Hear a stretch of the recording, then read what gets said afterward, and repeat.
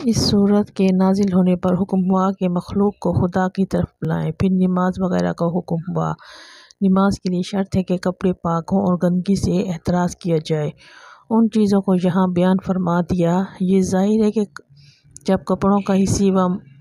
معنوی نجاستوں سے پاک رکھنا ضروری ہے تو بدن کی پاکی بطریق اولاد ضروری ہو گئی، اس لیے اس کے بیان کی ضرورت نہیں سمجھی گئی۔ بعض علماء نے کپڑوں کے پاک رکھنے سے نفس کا برے اخلاق سے پاک رکھنا مراد لیا ہے، اور گندگی سے دور رہنے کے معنی یہ لیے ہیں کہ بتوں کی گندگی سے دور رہے جیسے اب تک دور رہیں۔ بہرحال طہارت ظاہری و باطنی کی تاکید مقصود ہے، کیونکہ بدون اس کے رب کی بڑائی کا کما حقال دل نشیں نہیں ہو سکتی۔ یہ ہمت اور علو العزمی سکھلائی کہ جو کسی کو دے، روپیہ، پیسہ یا علم، ہدایت وغیرہ اس سے بدلہ نہ چاہے، محض اپنے رب کے دیے پر شاکر و صابر رہے، اور جو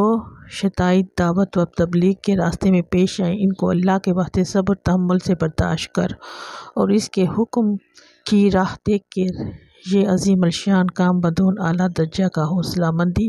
اور صبر استقلال کے انجام نہیں پائے گا۔ ان آیتوں کی تفسیر بھی کئی طرح کی گئی ہے، لیکن ایکر کے خیال میں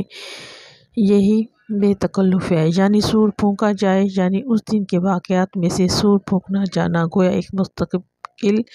دن ہے جو شرطابہ مشکلات اور سختیوں سے بھرا ہوگا،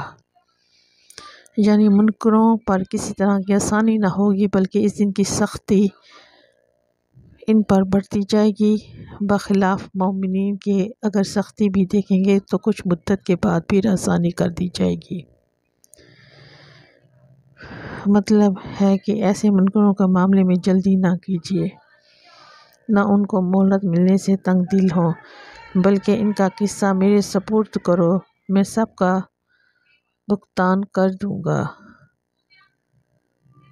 آپ کو غمگین اور پریشان ہونے کی ضرورت نہیں، یعنی مال اولاد کا پھیلاؤ بہت ہوا، بس دسوں بیٹے ہمہ وقت آنکھوں کے سامنے رہتے اور محفلوں میں باپ کی توقیر بڑھاتے اور دھاک بٹھلاتے، تجارتی کاروبار اور دوسرے کام کاج کے لیے نوکر چاکر بہت تھے، ضرورت نہیں تھی کہ بیٹے باپ کی نظر سے غائب ہوں۔